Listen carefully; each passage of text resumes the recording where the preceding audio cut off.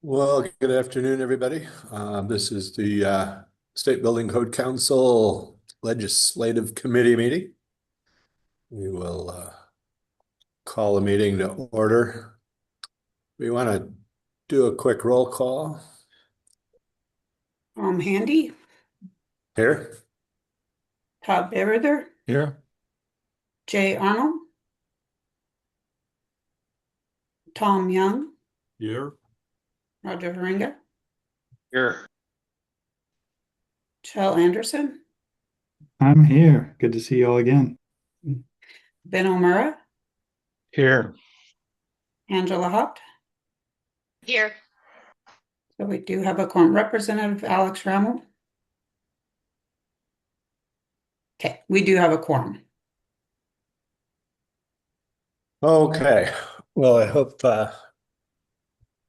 Representative Rammel will be able to attend today. Anybody else want to introduce themselves? As far as folks on the call, I'm not seeing anybody outside of the committee. Yeah, me too. Okay.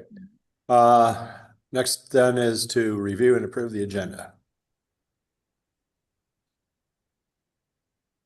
So moved. Second. Tom Young. It's been moved and seconded to approve the agenda as presented, as was presented it's on the website. So I'm sure everybody's had a chance to look at that. Any discussion? Hearing none, all those in favor signify by saying aye. Aye. Any opposed? All right. Motion carries. Review and approve the minutes from October 24th.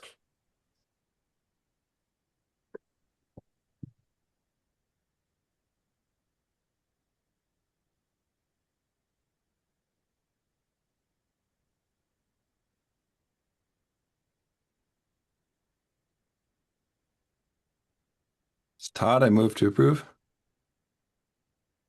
Thanks, Todd. I'll second that, Shell. Thank you, Chal. Moved and seconded to approve the minutes as presented. Any discussion? Hearing none, all those in favor signify by saying aye. Aye. Aye. Aye. Any opposed? All right, the minutes have passed as presented. All right, so we're back to the 2024 codes implementation date discussion that we had last time. Dustin has pulled together a couple of things. Do you want to chat about those first, Dustin? Yeah. So for the most part, I have a Gantt chart that I sent out to Tom and Representative Rammel. I didn't get that online for today's meeting, but what it is essentially a history on what has happened for the 2024 code cycle. A very rough outline for what we can potentially look forward to in the 2027 code cycle, and also, outlines where the implementation dates fall on this one. So this chart that I have, I'll go ahead and share it on screen here,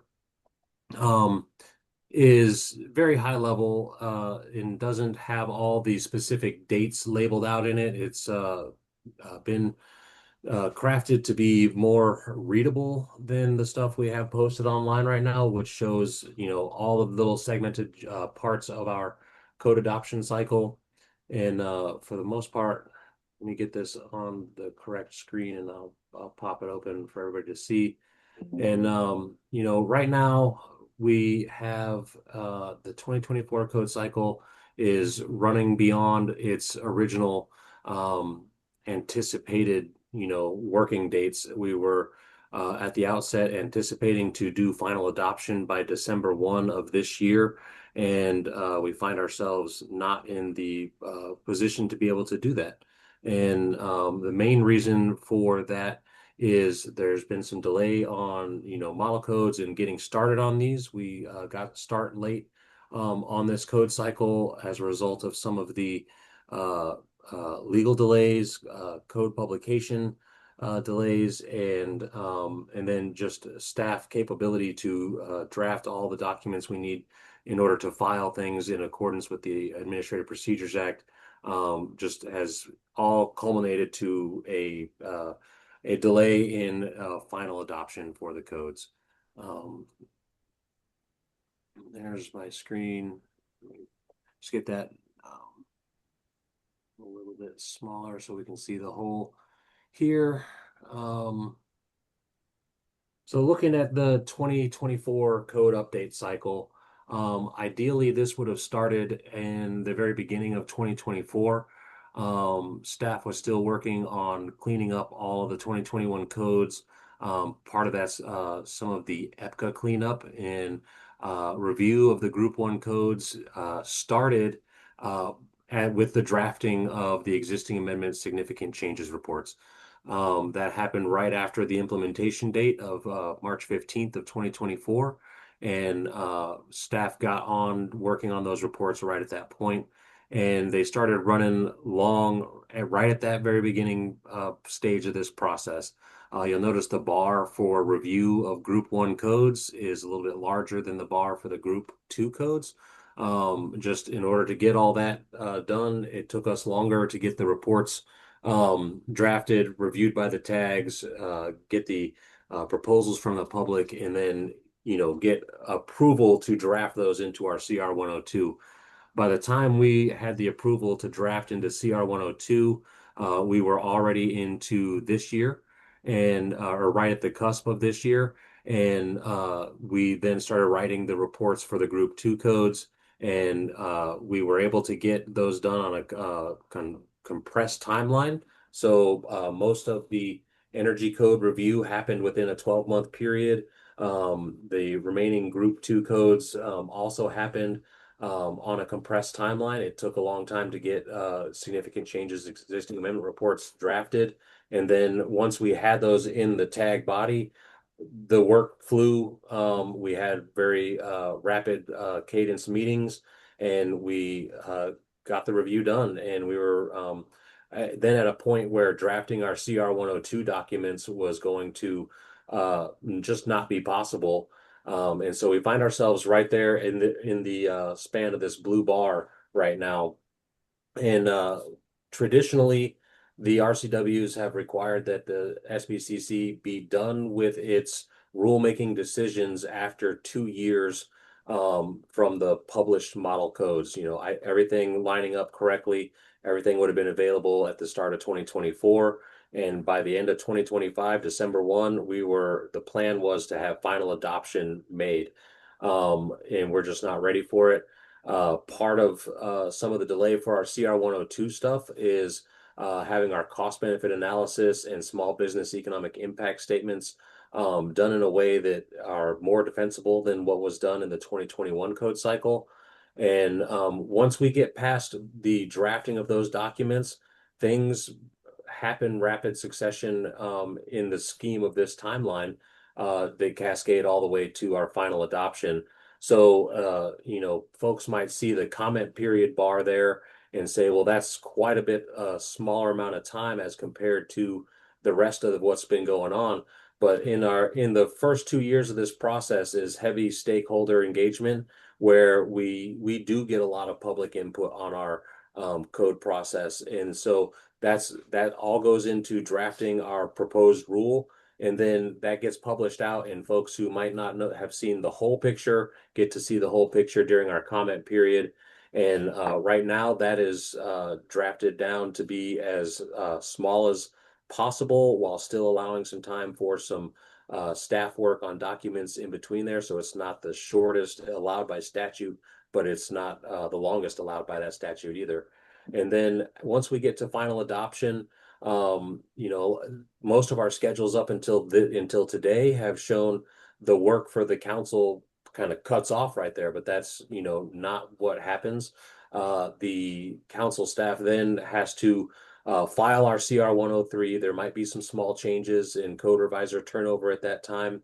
Once we file CR 103, and we, let me back up just a little bit and talk about publication and how it overlaps with our CR 102 process.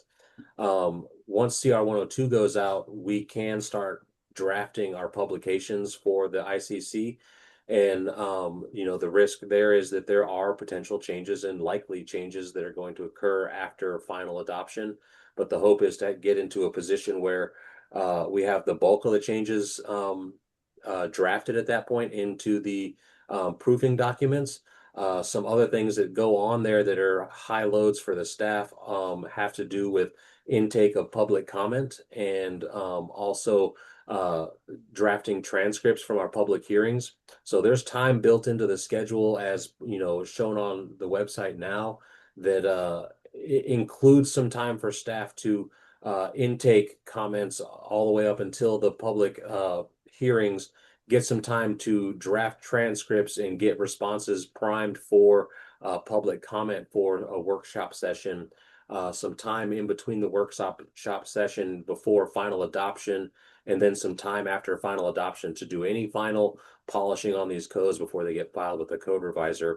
And concurrent with all that, the goal is to try to get publications started at the CR 102 phase. That way we can sort of hopefully preload that, but there's a lot also going on during this time of year outside of the legislative session for staff as well, trying to get all the codes ready to go for, the public hearings and workshops that follow after that. So we've got a lot of work to do right after we do final adoption to finalize our publications. And, right now I have shown on this screen an implementation date that is compliant with the statutes, lets the code sit through a legislative session. It's not the day of the end of the legislative session. It's just the next first month day after that. And that's what I've been trying to plan on, is working within the framework that we have right now. What we're here to discuss is whether or not we can reasonably seek out a remedy to allow an earlier than May 1, 2027 adoption date. We have two main stakeholder groups who want to see an equal delay in the implementation as our delay in adoption. That's, they are perceiving that there's going to be difficulty in publication. It's my hope that we can get it done well in time, that we could have several months in between a November implementation date. But it's going to be tough to get it out there and have them have the time to be able to prep with that for training. And that's both on the industry side, the construction industry, and also the enforcement side of that. So, the two main end users of our codes are advocating for a, implementation date that's as delayed as our adoption date. Further illustrated here on this particular page is just, we didn't get a necessarily a full 3-year code cycle with the plan as it is today, before we potentially move to May 1st of 27 for implementation. So we didn't get the full 3-year cycle for effectiveness on the codes. As we look towards the 2027 cycle, this is very rough, and it's not anything that's set in stone. But as we see the hopefully all the model codes will be available right on January 1 of 2027. If there's room in staff workload and availability of the documents, I would love to get working on the reports that we need to do the initial reviews on the codes started before January. But if the codes aren't available until then we're kind of beholden to that time frame starting. And you'll notice that group 1 and 2 are both couched into the first year of our 3-year code cycle. Hey, Justin, Yes, sir. can we take a quick pause for a second? We've had some hands up for quite some time, and I don't want to get the questions too far Okay. behind where we're Not a problem. where we're I'll at. pause. Roger? Yeah, if you can page back up to the current code cycle, thank you. I have two questions. Number one, I know I missed one SBCC meeting. You are showing the 5/1 date that you show is something that you proposed. Is that correct? I That is believe correct. officially, as far as what the council has passed, it is still November, correct? So the council passed a motion on September 26th to explore a remedy that would allow us to maintain the November 1 Okay. implementation date. But we are still sitting on November 1 until we take further action, right? Yes, if we don't have something that I can't advise that we file a CR 102 that has an implementation date that is contrary to the requirements of the RCW though. So if by the time we file our CR 102, we don't have something ready to go, it would be my recommendation to file with a date that meets the statutes as we have them to us right now. Yeah, but that's what we're here to discuss. I just Yes. wanted to be clear that we are still on November. And then my second question is probably for Representative Ramel. The 2027 legislative session goes from, what are the dates? It's 2 months, I believe. Is it? It's 60 days. Starts the second week of January. Okay. Starts January 13th. Okay. And I don't have sine die in there, but it's 60 days All after right. the 13th. So my thinking and a point that I would like to get out there is just, if we decide that the codes have to sit through a legislative session completely, and there's not a change to that, the codes have already been published theoretically, and basically from Q4, Q26, Q1, 27 is when the education is going on. I don't see why a March 15th or certainly April 1 date for implementation wouldn't be appropriate. So whatever, it's day 61 after the beginning of the 27 legislative session. So those are my quick questions and comments.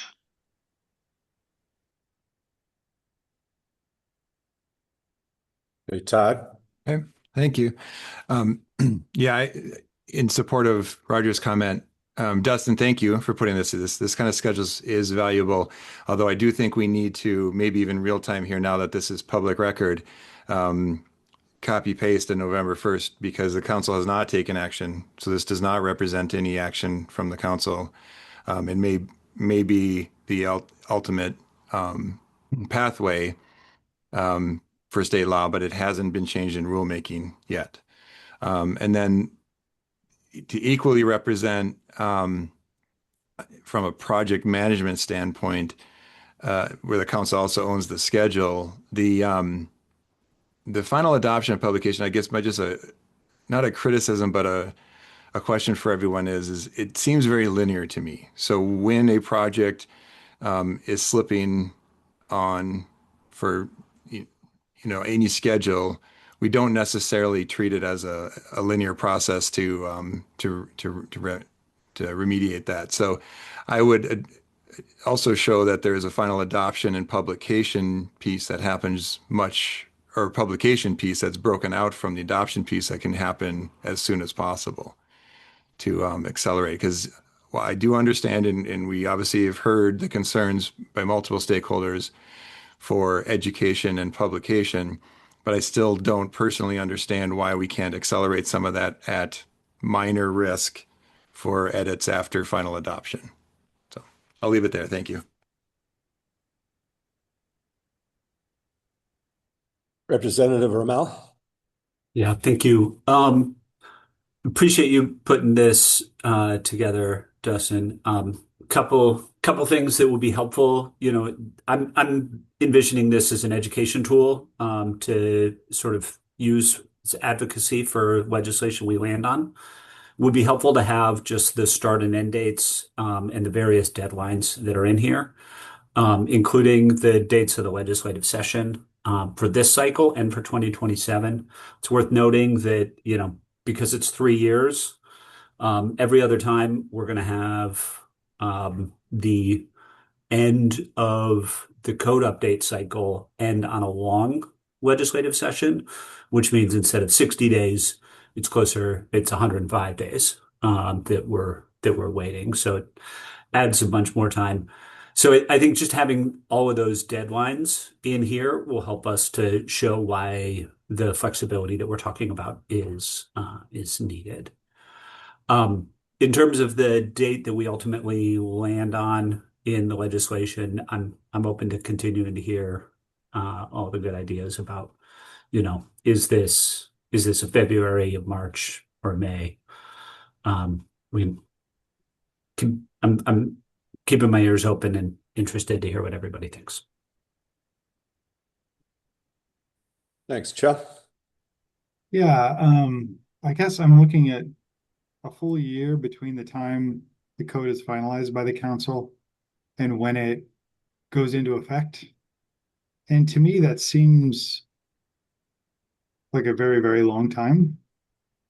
I know we customize our codes, but other states are adopting codes and having the adoption and the implementation much closer together. So I'm really scratching my head over why it has to be a full year, not notwithstanding sitting through the legislature, but what would the timeline be if it didn't need to sit through the legislature as far as adoption to implementation date? A year just seems like a lot of time between that, and it delays what the legislature's told us to do, which is implement a bunch of new things in the code. Can you explain what the timeline would be if we ignored the legislature sitting through the legislation? I guess the timeline would be the November 1, 2026 implementation date, but that's, if the publications are all ready to go, what we're cutting out of that system is training for the end users of the code. Yeah, I guess. So, you approve at a certain point, or the council approves something at a certain point, and then it takes time to develop a code book, time to train. But what does that timeline look like as opposed to the May 1 timeline? I mean, obviously we could train for years, but the idea is what's the training? What does that timeline look like for getting the code books out? You said the code books will be ready by Jan 1, you think? That's my hope, that is, barring delays and other things that are outside of our control. But once we file CR 102, staff time permitting, outside of legislative stuff and other duties to prime the hearings, we're going to be working on drafting the proofs. And so similar to our CR 102, but maybe more robust of a process, we have the whole code book to make sure we get right through this drafting process. So I guess I'm also looking at this code cycle and future code cycles. So if it comes out January 1 and it takes, let's say, 2 months to train, then that would be March 1 or something like that. But I guess I'm looking to this cycle, but also future code cycles. Like, how long does it take between the time the council finishes their work, the council votes on their final work, and the time the code could be implemented with, reasonable but not generous timelines for all the things that need to happen? I think that with a little bit more resource at the disposal for SBCC staff, that a 6-month turnover from final adoption could be doable. But that's tough right now. We'd have to change the way we do the code development from SBCC. Not necessarily the proposal and deliberation of the code language, but we would have to be stacking activities so that they occur concurrently instead of sequentially. Okay, yeah, because I'm thinking about now, but I'm also thinking about next code cycle. Does it need to be a year? Is 6 months, you said 6 months, is that reasonable? And I think this group could help kind of figure that one out. Is it 6 months, 8 months? A year seems long. I mean, way I have it drafted in the 2027 cycle here is bring the group one, group two to occur at the same time. We've heard several times this code cycle about correlation and economic review not being as robust as it could be or should be. So I want to make sure that there is room built into the cycle for that.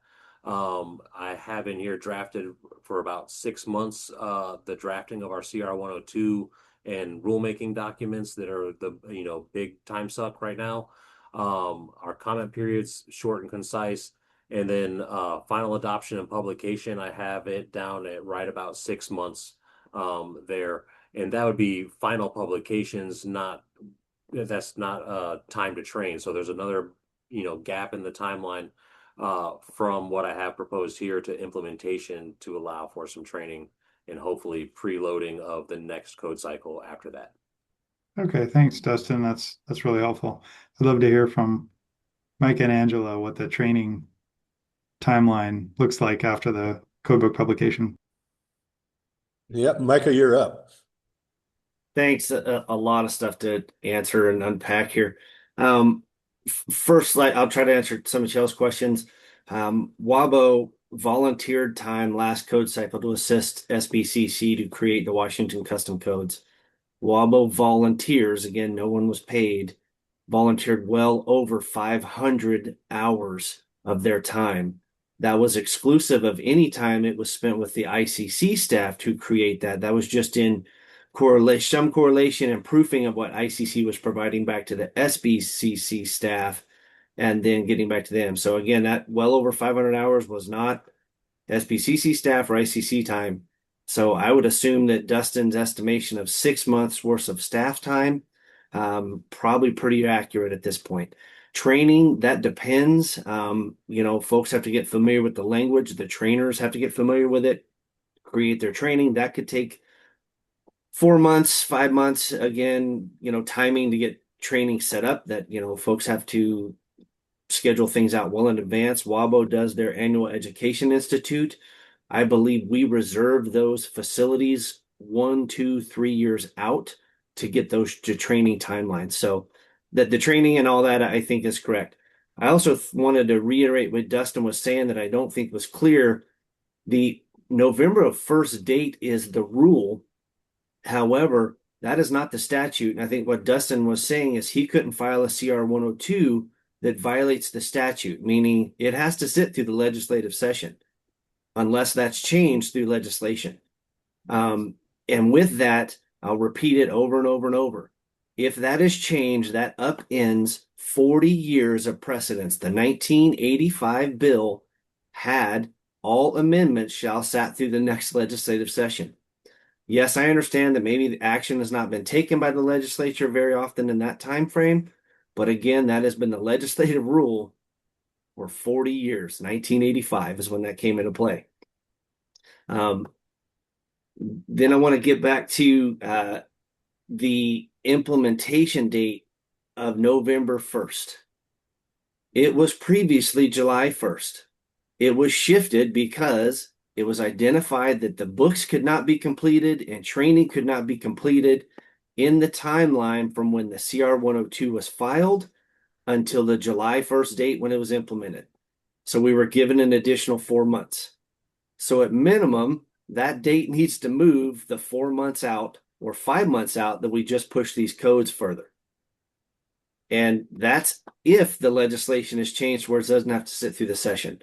I think the date that Dustin put on there of March, end of session next year, whether it's a month after, whatever, is probably the appropriate timeline that should be considered here. Thanks. I got lots more points, but lots of other people have their hands up. Thanks. Okay, thanks, Angela. So to Chel's question again on the timeline, I'd like to point out that if we had made all our timelines adoption is December 1st, would have been December 1st of 25. Implementation would have been November of 26. That's an 11-month cycle. So that isn't necessarily changing. We are simply shifting it. And as for it not necessarily being linear, it is, because once one date shifts, everything else has to push. I was one of the person that was organizing and leading the custom codes for the 21.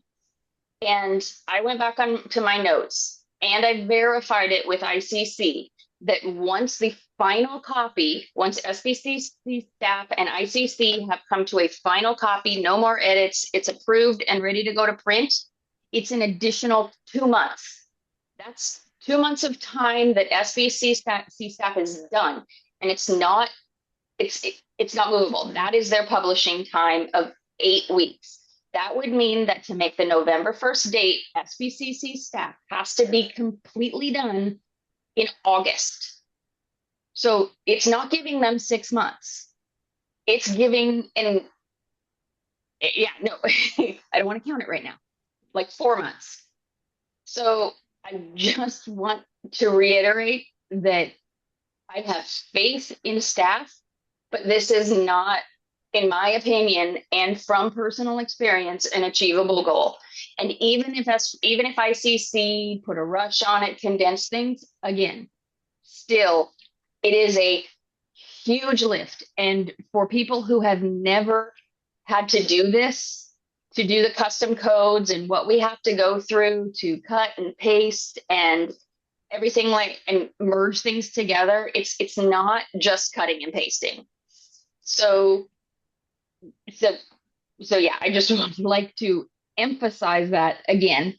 And then lastly, again, at the last meeting, it was pointed out that even if we move the implementation date into 27, that does not have to compress the 27 code cycle.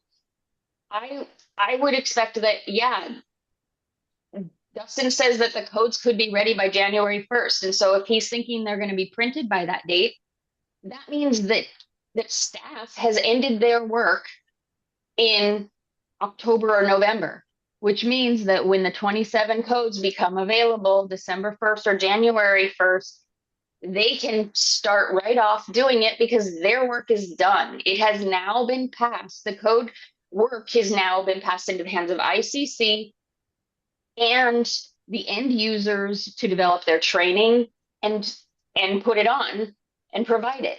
So moving the implementation date should not actually compress the 27 code, because SBCC should still be going guns blazing, full speed ahead, trying to get it out as quickly as possible so that they're done and it moves into the end user's hands. So thanks. Okay, thanks, Angela. Michael, could you state your name and your affiliation, if any, too, please? Thank you. Yeah, my name is Michael Transu, and I'm here today representing the Washington Aggregate and Concrete Association. Just a quick comment. I'm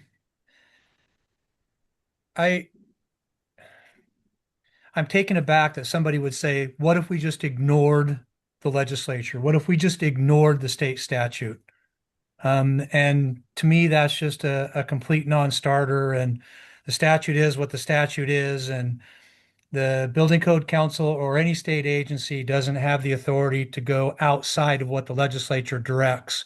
So the statute is the statute, and I would encourage you to comply with it the way it is and the way the words are now. If that's something that you want to change, then propose legislation to change that. But otherwise, I don't think you're in a place to ignore the legislature or ignore the statute. Thank you. Yeah, I just want to reply to that a little bit. I don't think it was intended to ignore the statute. I mean, if it was the context, I think, was more like if that statute didn't exist. And that's kind of what we're here to discuss. So, Representative Ramel. Thanks, Mr. Chair. Yeah. First, apologies. I think I answered Roger's question incorrectly. Our next legislative session is 60 days. Our 2027 legislative session will be the 105. So the end of that session will be end of April, beginning of May in 2027. So, I think there is a case to be made for removing that requirement for us to sit for the code to sit that whole time. It has been used, my understanding, only once in that 40 years. It's a little bit comforting to me that it was a debate about the legislature used it to overturn rules on energy code for log cabins. If that tells you how long we've been having some of the debates we've been having on this council. So I think that is an interesting that removing that requirement for it to sit does not say that the code would have to go into effect earlier. It just gives the code council some flexibility for what an earlier date could be. So we'd still have to have that conversation. The other thing I would just highlight here, Chair Doer is eager to see provisions to the building code related to single stair and residential code for more smaller multifamily buildings implemented. One idea that I've heard suggested that I think makes some sense is allowing building officials to use the approved but not yet implemented 2024 code earlier as a code alternative. So knowing that it will be implemented some months in the future, that code alternative could be adopted for somebody who wanted to propose a building that complied with the code that's on its way. My understanding is that is already allowed, but any action that we can take that would encourage building officials to utilize that option would help us to simultaneously address Chair Doer's interest in getting those provisions into use as soon as possible, while still having more time for implementation pieces of the rest of the code.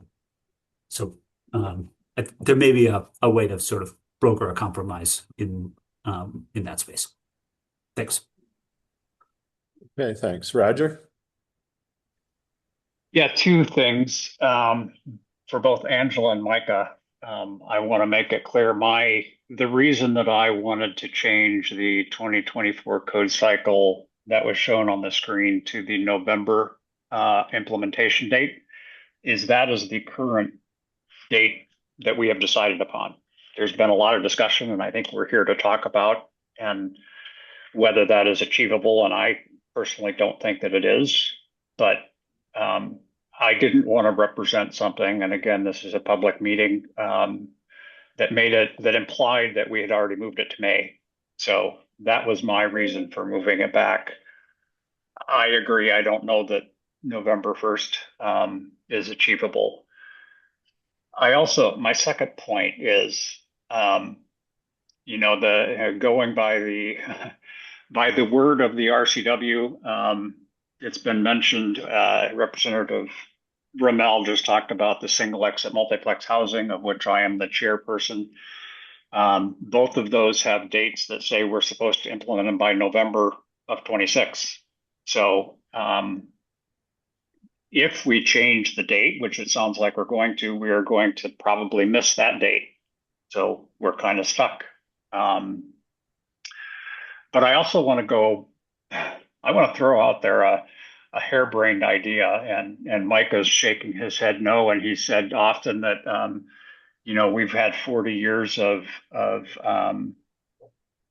precedents that we've always done it.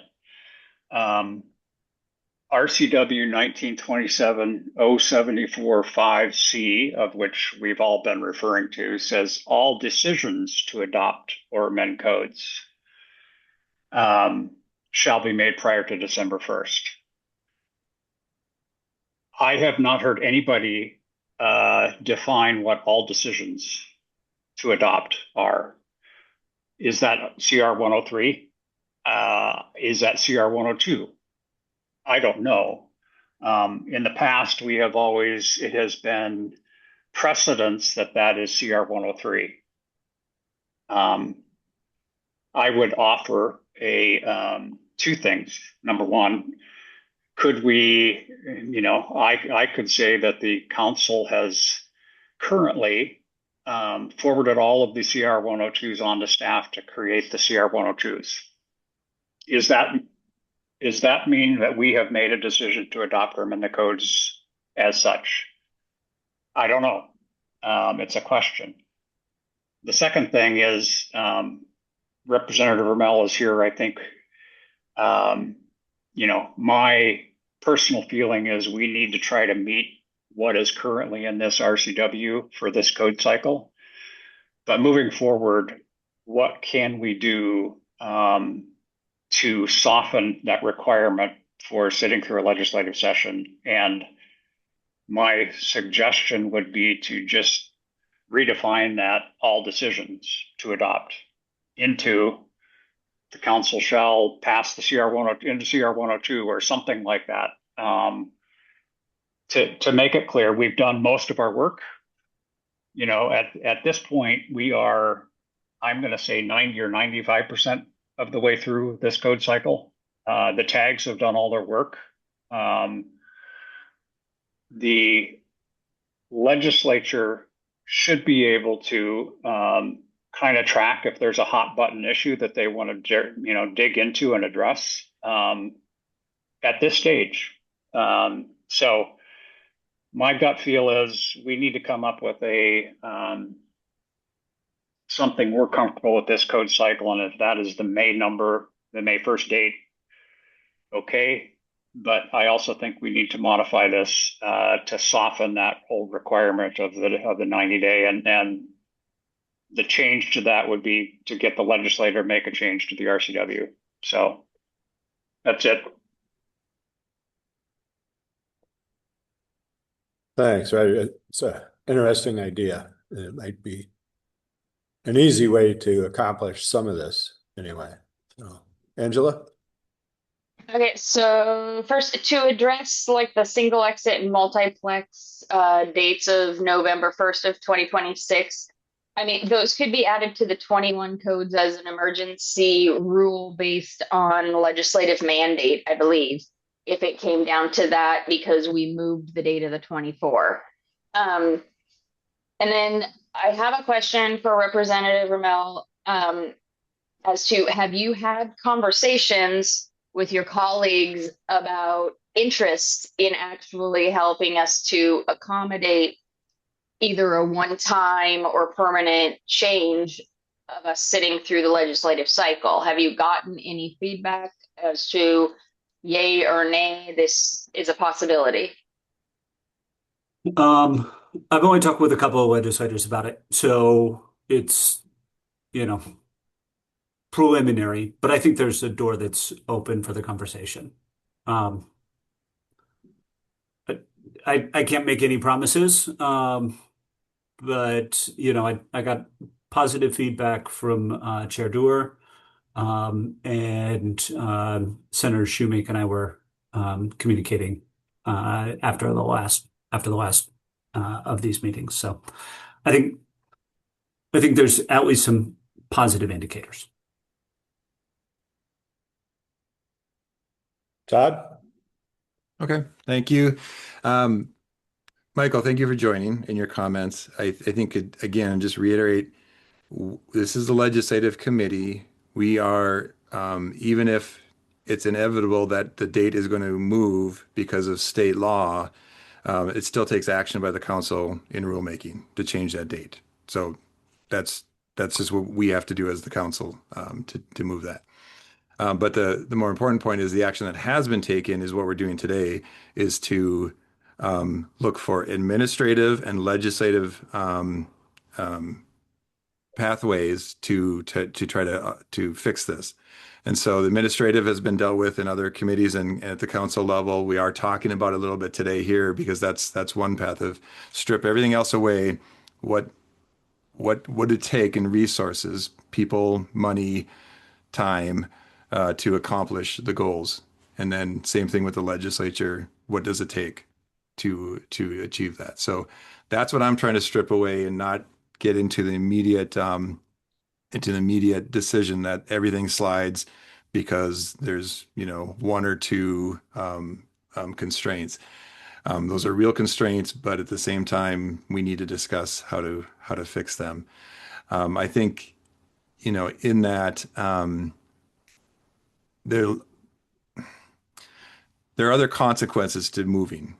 I've expressed it many times. There are industries that can meet those timelines and that are making decisions, investments based off those timelines. So in 2021, when things slid two or three times to my memory, a lot of it was COVID related, supply chain related, so forth. It just creates chaos in the supply chain. So it's something I really want to make sure that we all understand before we simply slide a date 6 months, even if we're forced, our hands are forced. So thank you. Thanks, Todd. Micah? Thanks, Chair, for a second opportunity. I do want to address Representative Ramel's question on the legislative items of single exit multiplex. I believe Dustin did address this in one of the SBCC meetings that you weren't able to attend. I know you're super busy. But that was outside of yes, they wanted to be included in the 2024 codes, but they're outside of that process based on the fact that there are legislative directives, meaning they would not have to sit through a legislative session to create those rules. So my understanding that Dustin stated that those would stay on track in a separate process if the 2024 codes were pushed further out, that those legislative mandates would stay on track to meet the deadlines for rulemaking there. And it would be more or less an off-cycle rule that would apply once they're done. So that was my understanding to answer that. And Dustin can correct me if I'm wrong. We go back and review the minutes. No, Then getting in, go ahead, Dustin. You want to do that now? And then I got something else follow up. Thanks. No, I was just going to say you got it accurate. And as far as those legislative ones, I've got highlighted on here, the council shall take action to adopt. So similar to Roger's question, it's by my reading, I would say that action to adopt would be a motion to approve CR 103 filing in both cases of the December 1 dates and these other dates for the legislative tasks that we have before us. Okay, thank you. That helps. The 103 filing, I thought Roger said the 102, and that was going to be my question to verify that. I think we have, or you, not we, I'm not on this council anymore. I keep having to struggle with that. That the council would need to vote after the public comment hearings, because I think you would also have to meet Section 5A of that RCW 1927 074 that you were up. Roger talked about item C, but I also think that 5A or item 5C is what Roger talked about. I think 5A would apply because you'd have to sit through those public hearings before taking a final action based on the Administrative Procedures Act. So I could be off on that, but that'd be great to have that verified as well. And thanks for this discussion. I hope, if legislation does change, that we would all be able to be involved. I guess another concern I have with that, though, and a question for Representative Ramel, if you remove the section where the legislature would have, these rules would be able to sit through the legislature where you all would have an opportunity to change something. If that went away, would then the ex officio members maybe seek to have a vote on the council at that point? That way they do have input. So I know that's going to come up. So I want to ask you that. You don't have to answer today. I don't want to put you on the spot, but I do believe that will come up as a question or a thought. Does that mean we're going to look to expand the voting membership on the SBCC for those folks that wouldn't have the voice in the legislature? Thanks. Joe? Sorry, that was up a while ago and I didn't intend to have it up. Oh, okay, thanks. All right, Representative Ramel, you have a comment for Micah? Yeah. I don't propose to change the ex officio voting. You all have expertise that I and my colleagues well, I don't have. And I think the council is best served by having folks who really know the technical details better than, well, let's say most legislators. No, I think we end up with a better outcome that way, less politicized, and better. The I understand that we may be able to sort of squeeze through the technicality here on a and have delayed implementation of the single stair and multifamily residential code. If I were, well, I don't speak for Chair Doer, but I think she and I are in pretty close alignment on this topic. And I believe that Washington State is in a housing crisis. We've taken some big steps to try to figure out how do we build more homes. This is an important way that we can help to meet those goals, making it easier for, middle housing, et cetera. So I'd really like to see this council doing whatever we can to encourage the utilization of those rules, especially once we're at the point where we've all agreed we got good rules that will be safe, that will protect people in the event of emergencies, et cetera. Once we know we've got good rules, let's figure out how we can get the ball rolling. And I know the code alternative path is not one that maybe takes action, that necessitates action. But if we could see, I don't know, building officials sort of speaking up and saying, "Hey, doors open. This is going to go into effect next year. But if you want to try it out, we're ready to approve code alternatives that meet this standard as soon as the Code Council has adopted it." That would go a long way towards addressing that concern, and I think would build a lot of positive goodwill with folks in the legislature that really want to see us moving quickly to address our housing crisis. Thanks, Roger. Yeah, two things. Number one, Dustin put up the RCW for the single exit. Can you put up RCW 1927-800? Because I agree that we would be covered on the single exit. But if you go down to item number 3, it says we need to take action to adopt additions and amendments to rules or codes as necessary to apply the IRC to multiplex housing by November. So the wording in that RCW is different than the other one. And if we move the November date for the multiplex housing, I'm going to suggest, and I'm not an attorney, but I'm going to suggest that we would not be in conformance to that particular item. Do we do another, could we handle it another way? Sure. But I just want to do, if we're counting on the idea of looking at the RCWs to be comfortable with those two items, I wanted to point out that the wording is different. And number 2, I just wanted to give everybody an update. The single exit multiplex housing tag is on schedule to be done by the end of December, another month and a half, a few more meetings. So I'm hopeful that the tag will be done. And at that point, we will have a document to get out and start, going through the whole process. So is that a year long or is that 18 months? I don't know, but the tag work is almost complete. Thanks, Michael.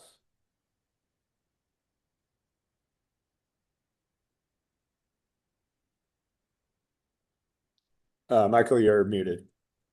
Thank you, Mr. Chair. I was just going to reiterate what Micah said. You can't read one RCW in a vacuum all by itself.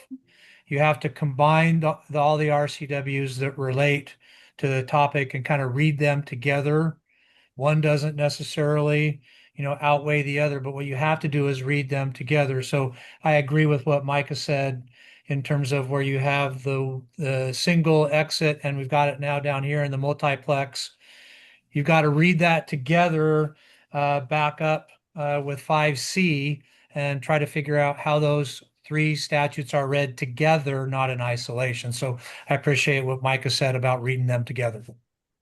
Thank you. Thanks, Micah. Thanks. I appreciate that. I do want to ask Dustin to jump back on and verify one more time. These dates that are coming up in the individual RCWs for single exit, multiplex, dwelling unit size, things like that, those would still be met outside of a separate rulemaking or in a separate rulemaking process that's not included with the 2024 code update cycle.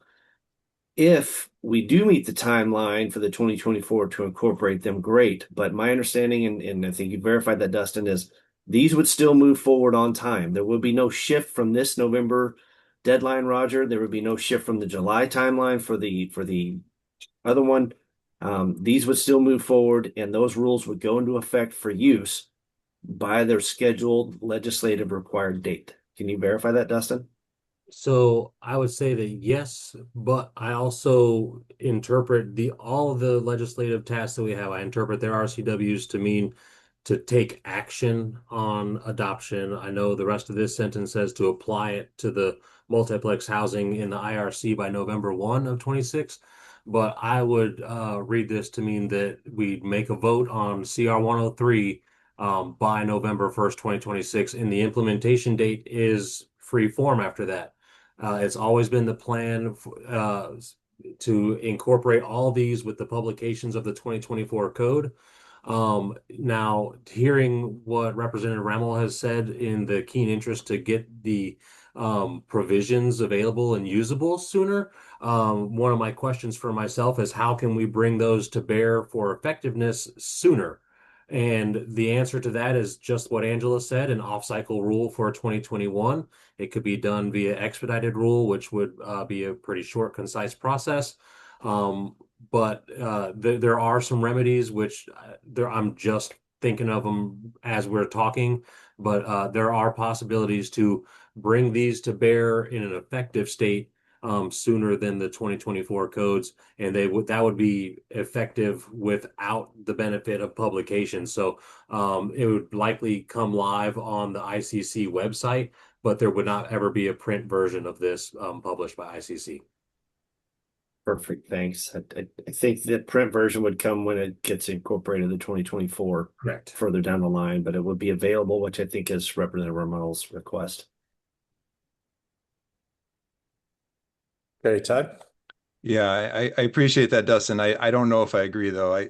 I'm the conversations I've had with some of the bill sponsors is that they meant implementation. They just don't use that language because that's our language in rulemaking. So I think we would just be cautious about that intent. Maybe that's what I'm saying is I don't disagree with you. I just don't think that represents the legislative intent. And I would say that my conversations with the sponsors also, they want implementation, not action on adoption. Okay, Roger. Yeah, I just, this is the legislative committee. I think as we review bills in the next legislative session, and in any conversations we have with legislators, like this one with Representative Rommel, just making sure if they're going to do something like this, if the wording can just be implementation with the 24 code, that would avoid a lot of confusion. So just a flag for us as we start reviewing bills in the next legislative session. Yeah, I think that's a good point. I want to, oh, go ahead. Yeah, I hear that. Roger, your point's well taken. If it's okay, I'd love to invite a couple of staff people to start joining some of these meetings, just so we've got some of the legislative staff that are working on these bills in the room. And honestly, if they hear that message, they'll be better able to remember it and communicate it than many of us in the legislature would be. So if it's all right with you, I'll invite a couple of folks for the next of these meetings. By all means. Yeah, please do. Okay. So I want to with at the risk of broadening this conversation rather than narrowing down on it, I want to bring up something that came up in the county leaders conference this week, which was held in Spokane. All the county commissioners, councilmen, a lot of the public works and engineers and solid waste people and all that got together for a few days worth of conference. But anyway, one thing that was brought up by the Wasatch Legislative Committee is a bill that would start to talk about whether or not the 3-year adoption cycle is too aggressive for a number of different reasons. I think that they've got a number of different reasons that they brought it up. One might be to help with some of the state funding issues that surround the cost of getting some of these cost analysis and economic benefit studies done, because you'd have a little bit longer period of time to do it. So the same amount of money could stretch further and have more complete reports.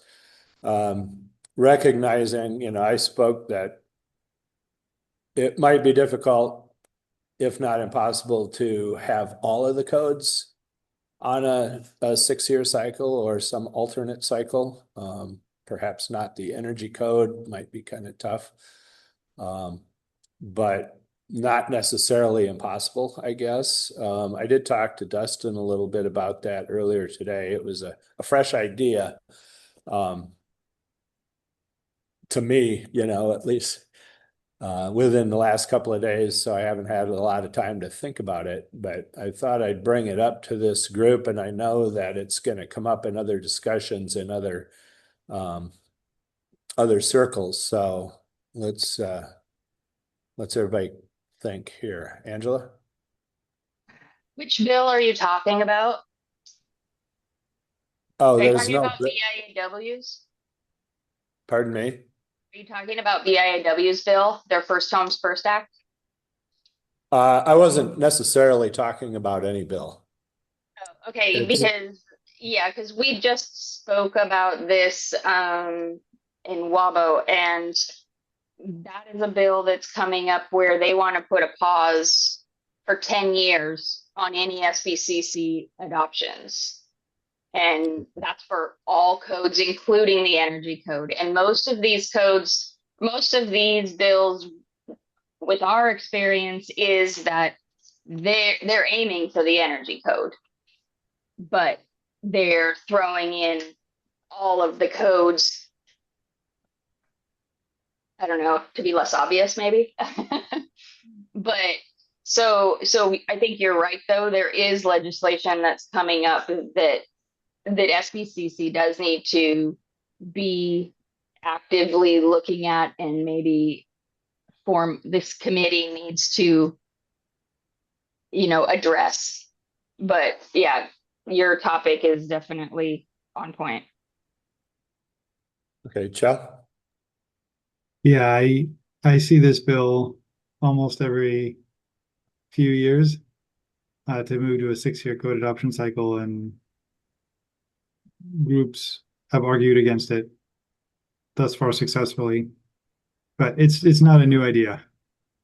Minnesota just went from 6-year adoption back to 3-year adoption because they wanted to stay up to date on the codes in general. And that's not just the energy code, that's all of them. Yeah, I think there's some, there was a little bit of merit in the thought of it, just as we discussed these timelines and the amount of time that it's taking to get some of this stuff done. It wouldn't necessarily disallow, any action to be taken on things that the legislature comes forward with, during each session. But it might allow, more complete work to be done on some of the codes, having more time. Right now, the amount of time that is spent by the tags and all the volunteers that many of us have spoken about, all those hours to try and get things done in such a short time frame. It doesn't seem like there's a good way out of that at this point. So, Todd? Yeah, thank you, Chair. Yeah, agree with Shell. It's not a new idea. And when we have this discussion, there's a couple things. One, I really struggle. We'd have to completely remake the council, and that's the legislature's, prerogative if they want to do that. I don't know how you wouldn't maintain people for 6-year cycles. We probably average, 3 or 4 years. We were lucky if we get council members make it through 1 3-year term, right? Because it's just hard. It's a volunteer position and it's hard. So you'd have to accept that you're basically rebuilding the council every time you want to go do that, and then somehow fill in gaps for emergencies and so forth during that 6-year structure. So that's one point. The second one is I think in that conversation we need to separate out the energy codes, the energy efficiency. Let's be clear, that's energy efficiency that's mandated on a step down process, and we're getting near the last 2 cycles of that mandate, and it's getting hard. So that is one where the regulation is on purpose by the legislature increasing, and that's often the thing that gets challenged. The other codes, in my opinion, are not that.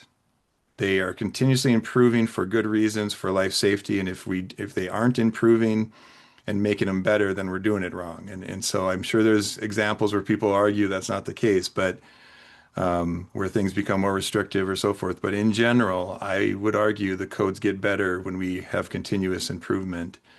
So I would challenge that for the other codes, that's a good thing. It gets us out of sync with the 3-year cycle and the model codes.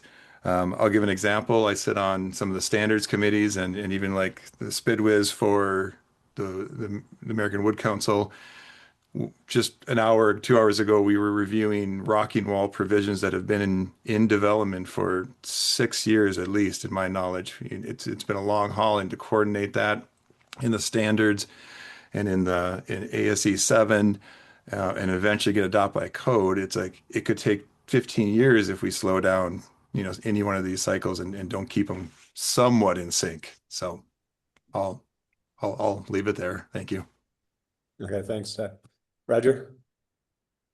Yeah, I could comment on a lot of things, but I will just say going to a 6-year adoption cycle, in my mind, would not make any difference. It just would be we'd have the same problem in every 6 years rather than 3 years. You still have to wait for the ICC to publish the codes, which this time there was a delay in some of them. So we still would only have a 3-year cycle to get everything done that we're trying to now. So I'm not sure that it would fix it. I agree with Todd. One of the challenges is I go back to my first experience on the State Building Code Council. I officially became a member, and 2 weeks later was expected to vote on the energy code last cycle. That's a challenge. So trying to maintain the institutional knowledge, there's some real advantage to that in what the council is being asked to do. So that's it. Yeah, I agree with the council makeup argument there that could compromise the effectiveness. Go ahead, Micah. Yeah, this is a great discussion on the 3 or 6 year cycle. I think some of the things that would be a big miss on that, if we went to a 6-year, you'd miss out on those advanced technologies. Take, for example, our mass timber construction that Washington adopted technically under the 2015 code, and then fully for the 2018 code, which was pretty much almost a code cycle and a half, if you want to put it that way, before the national standard got published, or the national model code got published. That would take away those advantages for Washington if we went to that 6-year cycle, because that item would not have risen to an emergency rule, which would be probably the only path to get off-cycle rules to occur based on current legislation if we went to that 6-year cycle. So I think it would just miss out on opportunities that folks want. There are oftentimes the codes, like Todd mentioned, they get better in instances. say we put something in there and we go, we've started using this and it's not as good as we originally thought. Let's change it. That would take away those advantages as well, especially when it comes to reducing cost. One of those that should be coming up for 2027, although we have something in currently that's minor, but it's for material reuse and outlines a lot of additional information around material reuse, which I think could be very cost effective for some of the developers. So I think if we went to that 6 year, we would just miss out on stuff. That probably would be very important, but would not rise to an emergency level. So stick with a Yeah, 3 year and we'll go from there. I think you're right about that. If we were to do that, there would have to be some other changes. So that you didn't have to necessarily do an emergency rule. We'd have to come up with some other mechanisms to get things that were, rose to a certain level of importance that they could get in and through easier. Go ahead, Representative. No. Thanks. Yeah, I guess I'd just say on this, this sounds like if anybody was going to pursue it, this would be not just like a quick, like, oh yeah, like skip every other cycle. This would be a huge overhaul of the way this institution operates. And the proper time to plan for that is months and months before the start of a long legislative session. And we're about 1 month, maybe a month and a half before the start of a short legislative session. So I think if somebody was going to bring that proposal forward, it'd be great to think about doing that, when there's more time to plan and think through an overhaul. So I think, I'm looking at a piece of legislation, but I'd like it to be a little more surgical, trying to tweak and improve things, rather than a whole overhaul. Along those lines, would love to make sure and get this group's feedback on the other big piece that I'm contemplating for this bill, which is the sort of financial picture for the SBCC. We talked last time about the fees. I asked Dustin for a little bit of background on that. Looks like the last time fees were increased was 2018.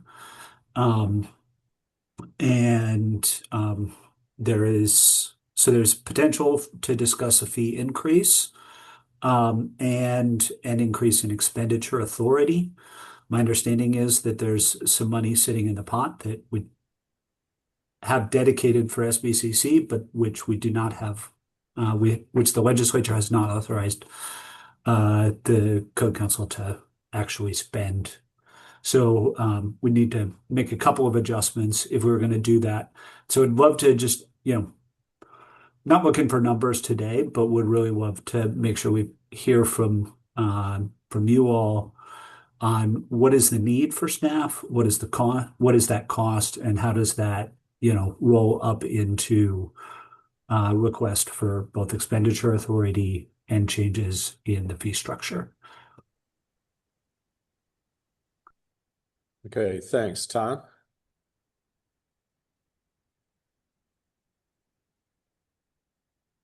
Tom, you're muted if you're speaking. Okay, so I just want to disclose I am a member of the BIAW. So I can't speak for them, but I suspect, I know what they're after, trying to find ways to curtail the cost of housing. And so to kind of blanket to just kind of delay implementation of or updating of building codes. There's a lot of things that contribute to the cost of rising housing costs. The two most significant areas are, one, development codes, which are not part of the SBCC, but the energy codes or energy efficiency. And so maybe really that's maybe where they should address it, maybe kind of get some legislation, maybe slow down the implementation, or whatever. So and so I just kind of want to speak on that point. The other thing about funding the SBCC, and yes, I think we do need to increase the fees because of cost, and at least keep up the cost of inflation. But the fees are kind of right along with the economy and the number of permits, but the workload of the SBCC is steady. So we need to kind of think of other ways than just attaching it purely to building permit fees. So just kind of my points. Okay, thanks, Micah. Thanks, Tom. Thanks, Representative Ramel, for bringing up the fee item. I know that's been a good topic as well for WABO. If you're not aware, WABO did support that fee increase last time in 2018, since the code officials, permit issuers are the one that collect that fee.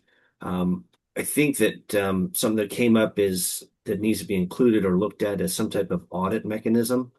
I know that we've discussed at WABO several times about some of the jurisdictions may not be as effective in submitting those fees after they're collected as they should be. I think everything that happens on occasion, but I think we've mentioned that with Dustin before, is when he came to one of the WABO meetings to just to see if jurisdictions are doing what they're supposed to, and how the jurisdictions in WABO, the Building Official Association of Washington, can help in capturing those fees and making sure they're getting to the SBCC, so they're getting the appropriate funding, since it is tied specifically to permits. So thanks for that discussion, and look forward to working with you on that one for sure. Micah, do you have proposed language for that audit mechanism? I do not, Or but any I other know details? I'd be happy to help with it, but we do not at this point, but I know that's been discussed in the past, because the fees haven't really been a primary focus for several years since we supported the increase. But after that, there were some questions on if it was actually being collected. Well, it's being collected by most, not necessarily being submitted all the time. So that was kind of question, and be happy to work with you on some type of language for that. I'd be for sure. curious. The thing that always comes to mind for me on that is just, make sure that juice is worth the squeeze. I don't want to Yep. spend a lot of time chasing down, $10 Sure. here and $10 there. But Yep. if it's a meaningful problem, then let's figure out how to address it. Thanks. Excellent. Roger? Yeah, Tom, I want to try and maybe get us to the point where we may make a conclusion for Yeah. our meeting today. I don't know if the intent is for us to make a motion and pass a suggested timeline for the 2024 code that then the council would take up at the next meeting. Is that kind of what the intent was from this meeting? That's a question. And Well, if so, I would be ready to just start putting dates out there on the calendar. But I mean, I think that's part of it. I think the other part is to come up with something that can be worked with in the legislature that addresses it. Maybe not just only for this go round, but for future ones when issues like this come up. Yeah. So, we could probably do that in two different efforts. okay. I will wait. My comment raised a whole bunch of hands, so I'm ready to put some dates on the calendar, and I've got some thoughts on it. So Okay, well, let's go through these and then come back to that then. Okay, Dustin? Yeah, just right now we don't have any more council meetings on the schedule for 2025. We can definitely get some more on the schedule, but we would need to just go ahead and be proactive on that one. When we're talking about the plan, we have an executive committee meeting coming up on the 5th of December. And the main business I'm bringing to that one is our 2026 meeting schedule. So, at that meeting, we can, put some more council meetings on there for this year as well. And the plan that I've got published out there is that we're going to have a council meeting on January 15th to vote to file the CR 102s. The main review on that one is to review the preliminary cost benefit analysis and small business economic impact statements that go along with the CR 102 language. That's the main thing we're trying to review with those, and then pushing that out to file by February 18th. My concern is that, we may not have legislative, final action by the time we're trying to file. If we're trying to meet that February 18th deadline to keep everything from shifting again down the line, we might need to adjust the council meeting in January to get that done.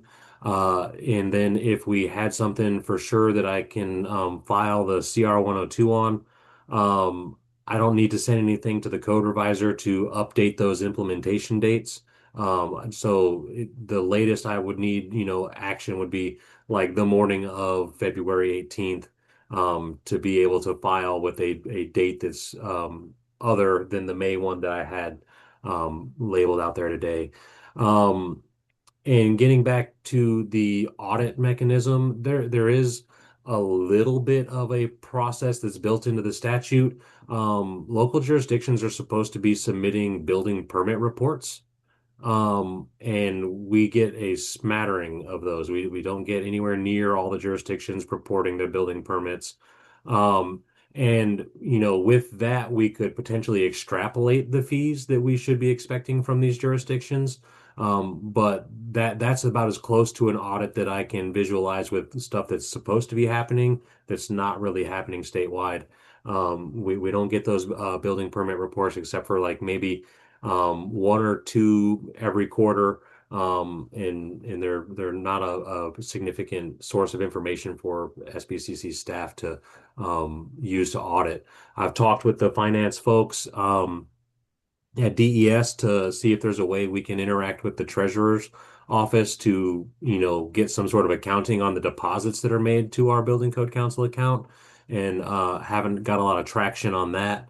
But I do also think that the conversations we've been having as of late have resulted in a record revenue month for SBCC account. Right now, we had a bunch of revenue come in, and it was pointed out during most recent financial meeting that this is a record month for SBCC funds coming in.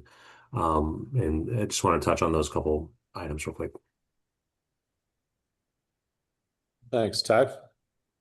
Yeah, that's a good point, Dustin. I don't think that anyone on the SBCC or DS is accusing cities and counties of not, maybe it's just an awareness and education piece. But so this is a legislative committee. We were assigned a very specific task from the council to explore legislative pathways to on the implementation date. So Roger, I don't know. I guess it's a question to everyone. I don't know if it's appropriate for the legislative committee to make a recommendation on dates. I guess we could, but really we're having that conversation at the council level already, and maybe at the executive committee level. I think what we're doing here is this committee has the authority, if you remember, to inform the legislature. So I think that's what we're doing here. Any other further recommendation would have to be as a body, as a whole, as the whole council, before we would make any recommendations to the legislature. So if anyone disagrees with that, but I think appropriate motion today would be help the legislature coming into session. And whether that's continued to inform, that's okay. If it's more, we got to get in front of the council. Thank you. Angela? Okay, so first on that last comment, I think it was the last council meeting, they actually sort of curtailed commenting on the legislative report, which was appropriate. But they had said they wanted to wait until after the legislative committee because they wanted the legislative committee to form an opinion to present forward to the committee on that date and things. So I think that is part of what we are sort of supposed to be doing, is coming up with something to educate the council so that the subject can be rediscussed and things. But then lastly, before I forget and we leave the meeting, I wanted to ask Representative Rommel if you know of any movement on the WUI code bill that didn't pass last session, if that's coming back, if that's been altered, changed, more people are getting behind it.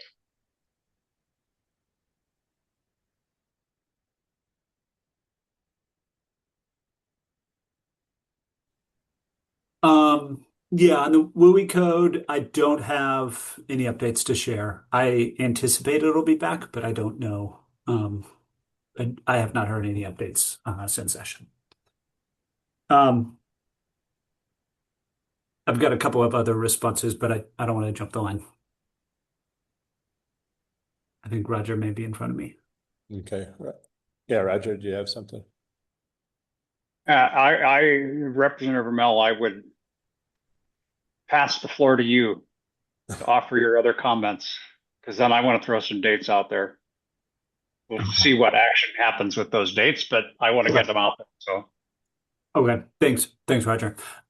So first, just responding to the February 18th deadline, I did have some follow-up communication after the last meeting with Senator Shoemake, and I think it would be pretty difficult in this coming year to make this what we would call an early action bill. Early action means that you accelerate its process through the legislative process and try and skip to the front of the line and take early action. It would be tough for us to try and get that through, and especially that for a variety of reasons.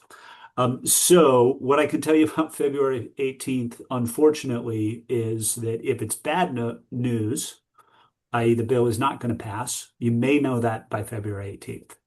If it's good news, i.e. the bill is going to pass, you probably won't know that for sure by February 18th. So I know that disrupts planning, Dustin, but that's I think we can stay in communication and give you a feeling good about this by the 17th, but or don't hold your breath. But I'm not sure we'll be able to give. We will not be able to make promises by that date. The other thing I would just urge this committee to be thinking about is, in terms of communicating with other legislators, our ex officio folks are kind of the point people who really know how this council operates. So I know Rep Schmidt. I don't actually, I've lost track. Who is our Republican senator? I believe Shelley Short. Okay. And I've missed a couple of meetings myself, so maybe we're just not crossing paths, but I don't know how involved she has been. But I think it would behoove this group to make sure to be having some proactive communication with her so that she's not just hearing from me about this bill, that she's really hearing from you all that this is important stuff. That'll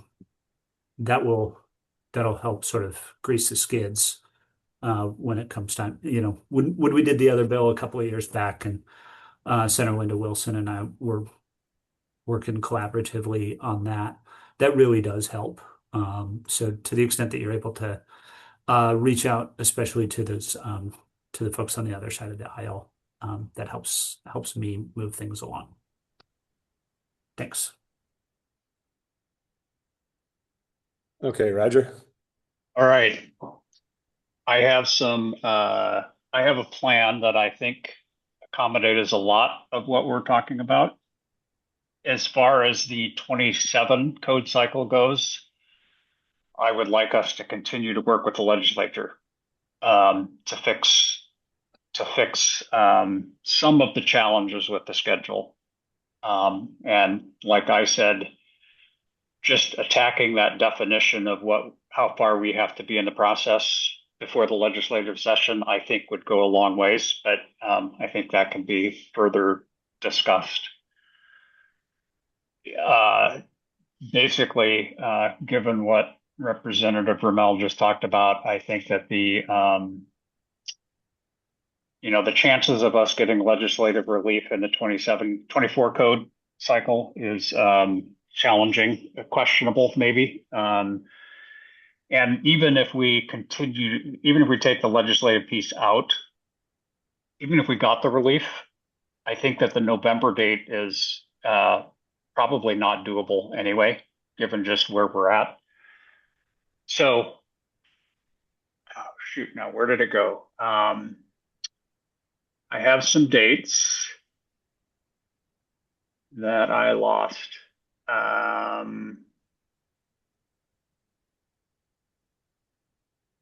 Okay, so Dustin, your current schedule, you would file the CR 102 on February 18th?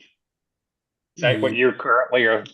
That is the deadline, and if we got in before that, it doesn't change the publication or anything after that. Okay. So if we filed on, say, February 10th, it's just like we filed on the 18th. So February 18th, we file CR 102. That opens the public comment period. The public comment, and Dustin, can I clarify that means that we are doing the economic impact prior to that? Yes, sir. Okay. Public comment closes April 18th, give or take a few days. The vote for the full council to file the CR 103 happens at the May State Building Code Council meeting. Correct. Publication of the codes, I'm going to throw out there is, from May is end of July, maybe call it the end of August. And I don't know, that final adoption and publication timeline is a little bit fuzzy to me, but they should be done by the end of August. If we stuck with the current RCW that says it's got to sit all the way through the legislative session, the adoption date would be approximately May of 2027. And that gives everybody, without doing math in my head, which is always dangerous, 8 months for education. I have been from the start wanting to hold us to the November date. I've been throughout this 3-year code cycle. I feel like I have been kind of banging the drum that we need to keep doing what we need to try to make that work. But I've kind of given up on that as I don't think where we're currently at, it's going to work. So do I think that we could shorten the 1-year period between when we're done and when it gets adopted? I sure would like to think so. But that would, take some, acceptance on the WABO side and or other people that need to do education. Also the whole publication question, ICC, they're the ones that publish it. We got to allow them a certain amount of time. So while I really don't like the idea of pushing the November date, I think given everything that we have, meeting the RCW of waiting until the end of the legislative session in 27 is appropriate in my mind. So I don't know if that needs to be a motion. Again, I'm unclear whether we're wanting to pass that as a committee, as a recommendation to the council, or what exactly we want to do. I think the only way we could do that is if we can come and conclude that there won't be any legislative action possible to help the problem during this upcoming session. Well, but Tom, I mean, if we passed here's our current schedule, and then we got legislative approval, we could move then. If we published it in September, if we said our current schedule is the publication comes out end of August, maybe middle of September. A 6-month time frame would be April 1st, right? So if we got legislative approval to relief for the 2024 code cycle, we could move it up from May to March, because at that point we're just really what we're doing is there is time for education. So So then this would be kind of an either or thing, right? I mean, if we I got think no legislation passed, then it would all move forward as it's looking like it may now. If we do get relief, then we shorten that time frame quite significantly. well, Tom, I am doubtful, even if we got legislative relief for the 24 code cycle, I don't think we can make the November date. I mean, I think what I just said had us publication coming out in September. Mm-hmm. 2 months, maybe middle of September. 6 weeks is not enough for an education, in my opinion. Maybe if we got legislative relief, maybe it could be January. I don't know. But given that what I hear is we are the chances of legislative relief are uncertain, that we should continue and set a path forward as though we're not going to get relief. There's nothing to stop us from, modifying that if Representative Rommel is successful in getting relief on the 2024 codes. So, okay, and once I again, think I was just trying to clarify that, not argue against it. yeah. And once again, it looks like I've got a bunch of hands up. So, yeah, I'll go ahead, Todd. Yes, Roger, I think you're reinforcing the point that I'm trying to make, is that they're not coupled together. There is a timeline that is due to an administrative pathway and what the council can do, and I feel it's our responsibility to accelerate everything we can within our authority and our ability to do that, our resources. I think the issue of legislative is separate, and in fact, I would question why we need to change anything now on that date for something that is unknown. It's known, it's contingent upon something happening, and we know if that doesn't happen, then it has to move to after session. So those are known, and I'm not sure we have to artificially move that date right now for something that's out of our control. Administrative and what the council can do is in our control. So let's set that timeline, knowing that come February 18th or whatever the from the input from the legislature is we can take action and move the date. We can technically move the date at the last minute if we need to. It's not responsible, but we could. Okay, thanks.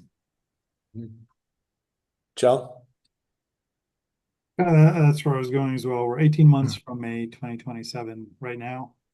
And I don't think we have to decide today. I wouldn't want to decide on a date that doesn't comply with the RCW that says the code has to set their legislative cycle. I think that would not be good. But I don't think we have to decide today where it moves to, or even make a recommendation to the council that it goes to a specific date. That's my recommendation. I think, and then I guess the last thing is, I think it's okay to delay codes a little bit, but I don't think it's ever going to be a good idea to move them up in enforcement date. So if we decided to move it to May 1, 2027, I don't think it would be great to move it up from there to like February of 2027. So I'd rather not decide today, see how things play out for a little bit, and then delay it as necessary. I don't see the November 1 as realistic at this point. But I also only want to delay it one time and not have the council delay it multiple times. Okay, thanks, Angela. I would just like to point out that the date that the council voted on is already in violation of the RCW. And because it requires it to go till May of 2027 right now. But then also, again, want to reiterate this, that the print time is 2 months. So again, it's not getting the codes, it's not staff getting the document done by August or September. It's the print needs to be done, and that is 8 weeks in the hands of ICC after we're done. And then from the vantage point of the end users, so currently we get calls constantly from the public asking, okay, when do the next codes go into effect? We have to tell them November 1st. And knowing personally, I really don't see how we make that. And so from a planning aspect, from anyone involved in actually using the codes once they're done, giving them at least a realistic target date is the only way to serve our constituents well. Because by holding November 1st until, people start planning their projects years in advance. So changing it come, say, August or something, or even in May, now they're going, oh, wait, okay, now either we have to do AMMs or we have to, change. So we need to do a realistic target, which in my opinion could be March or May of 27. That's going to be my opinion and vote. Okay, I want to jump in here a little bit. I think we seem like we're getting down the implementation date pathway quite a ways, and which is fine for rationale for what we're here to do, which is to come up with suggestions for legislation to try and help this process along when we get into a jam like this, so that it's not unnecessarily delaying something that could be implemented earlier.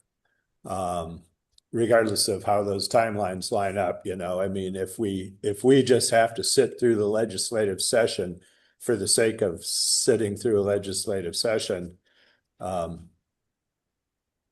is that what we want to have the ultimate outcome be? So, I mean, somebody can correct me if I'm wrong, but I think we need to decide whether or not we're asking for anything during this session. I mean, we've talked about a number of different things that could be done in the future that would be, maybe much bigger projects for the legislatures, a lot more different revisions. But I think what we're trying to do right now is figure out if there's anything they can help us with that's realistic for this particular code cycle. Am I wrong in thinking that way? Okay, Angela? So then my opinion again would be that yes, we do pursue legislation that at least gives us a reprieve from sitting through the legislature for this session. I think that is an easier lift than removing it permanently, especially in this short session. If we don't get that, I mean, if we did get it, then we could adopt at a date that's a few months earlier in 2027. Then if we don't get that, it would have to be moved till after the legislative session. So I would say that, yeah, we should definitely pursue something. Okay, then I guess it comes back to the point of what makes this special, and why should a singular exemption be made for this? And if it ever happens again, what are the criteria for asking for it again if we have to ask for it, or if it just sits there ready to go if we need it because of X and Y and Z happening? So, Todd? Yeah, I think that's what we're here for is we need to share with the legislature the constraints we've had in this situation. We need to communicate that we are going to violate the 30-month statute, not intentionally, but we are going to miss one of the 30-month deadlines. And then we need to communicate our real schedule that we're able to achieve here. And that's what I was advocating for, so that then they can decide if the implementation or the implementation date after sine die is still what they intend.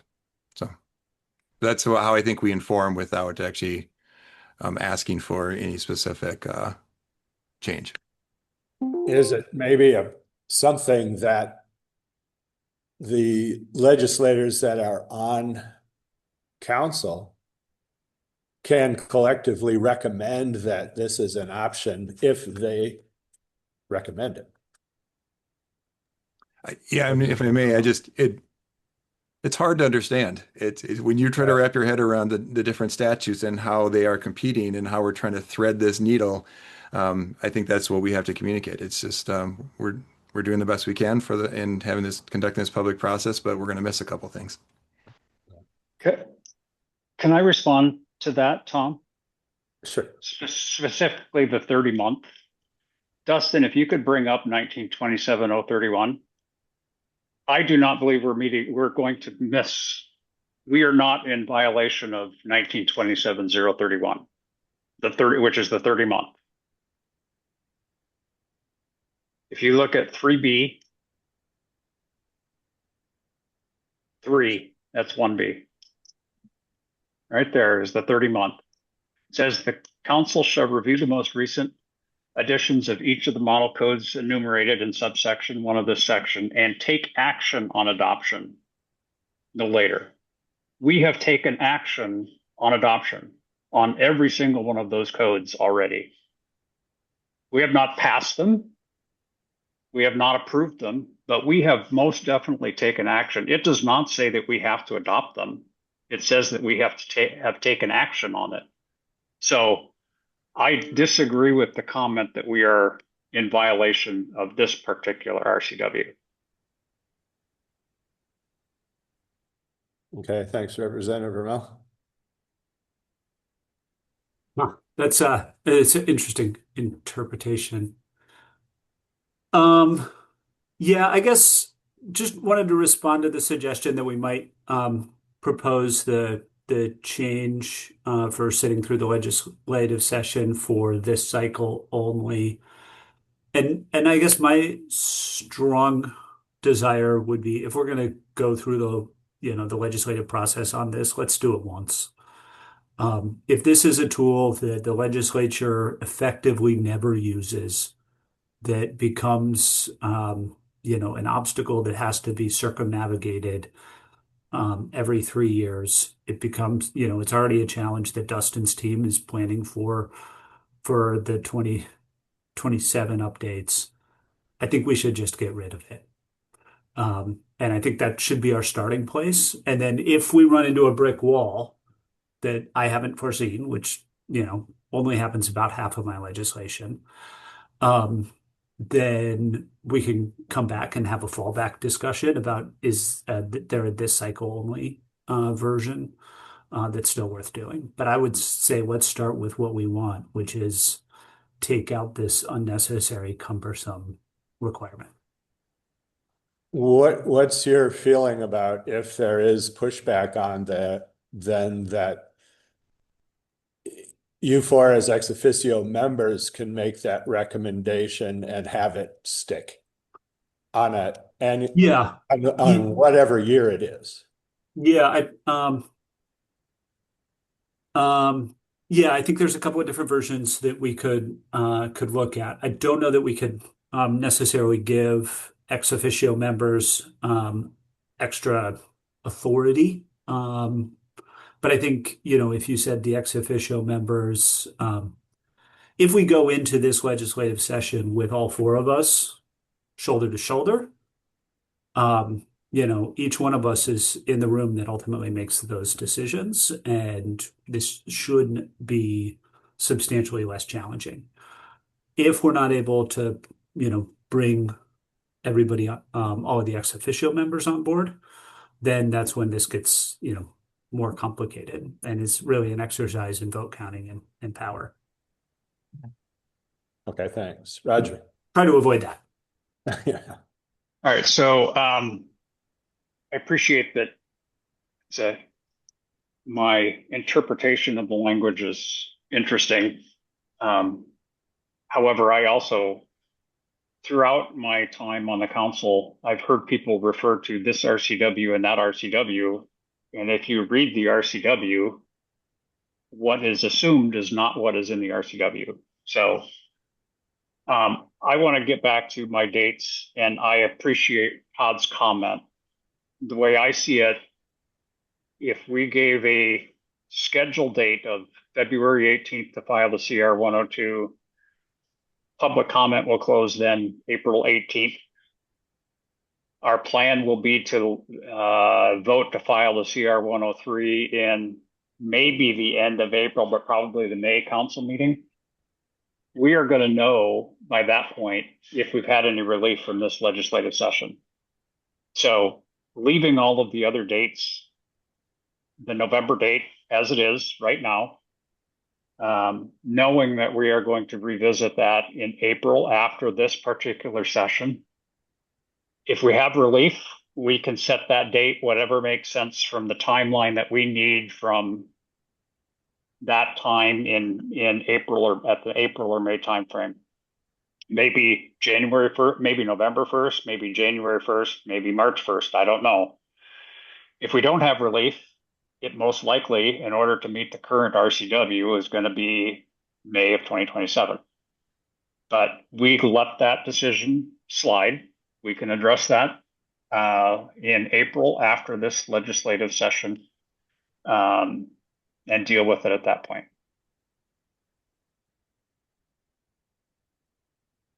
I agree, and that'll be council action that actually does that, not this body. Michael? Yeah, thank you, Mr. Chair. I was just gonna, and I think Representative Rammel knows this.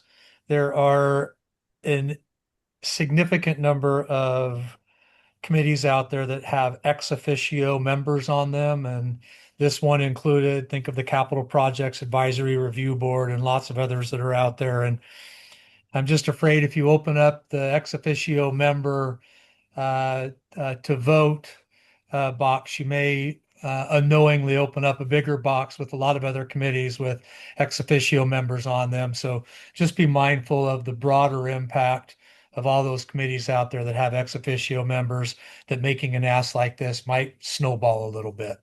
Yeah, just being real clear, Michael, I don't intend to introduce legislation that would give ex officio members voting authority. Thank you. Just, yeah, caution. Micah? Thanks again for letting me speak. Representative Ramel, I guess I'm gonna throw out there, I with all the other issues in the State Building Code Act, I would hate to see you waste political capital on this item not sitting through a legislative session is all. I think there's so many other things in this act that could be revised and rewritten to be better. One of those, for instance, is I would disagree with the way Roger interprets the section that's highlighted on the screen. So maybe it just needs to be written better. So I will struggle to say that focusing on legislative changes just to have these codes not sit through a legislative session so we can modify a date or have a date that we would still meet November of next year. I would, in my personal opinion, I don't think it would be worth it without a lot of other changes that would be worth it. Because I don't think a shift of what we're talking about right now is 6 months from the current date is significant, based on the fact that they've already voted, the State Building Code Council has already voted to shift the adoption date by 6 months anyway. So that's my final thought. Thank you very much for all the discussion today, folks.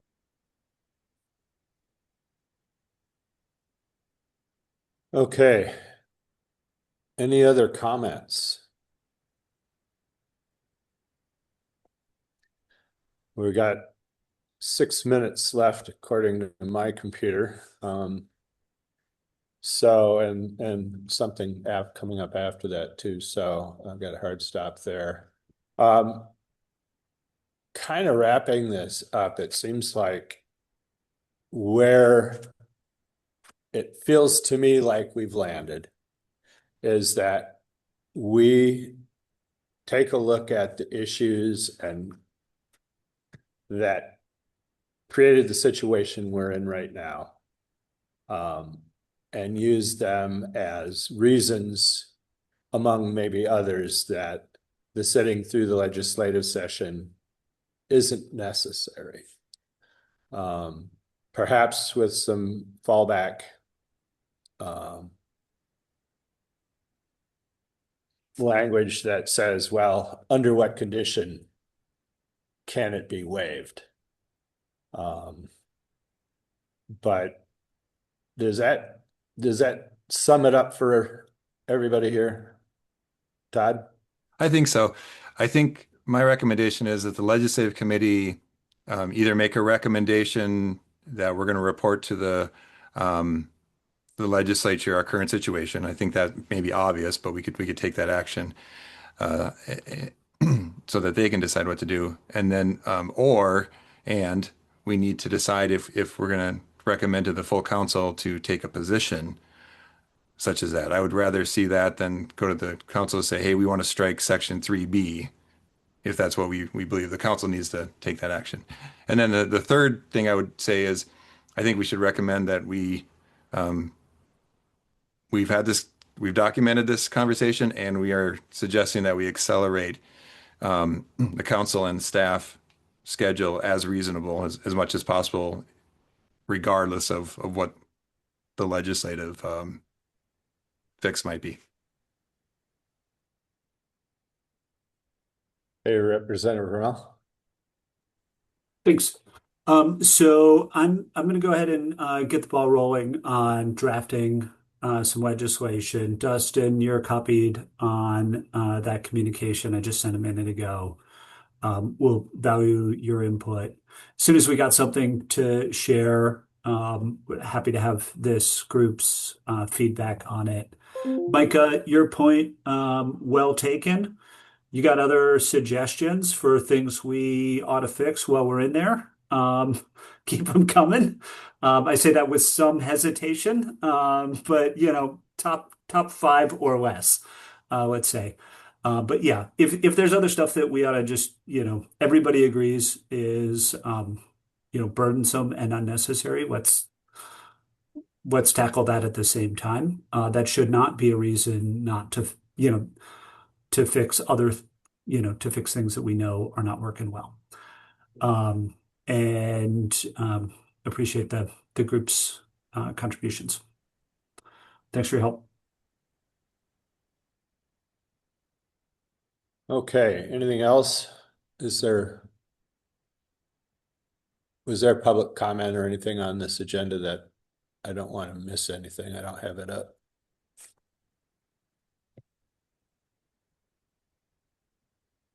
I mean, this is open all for public comment, and we've let people raise hands and speak. So there's other business on the agenda after this, but I don't think we have additional to discuss.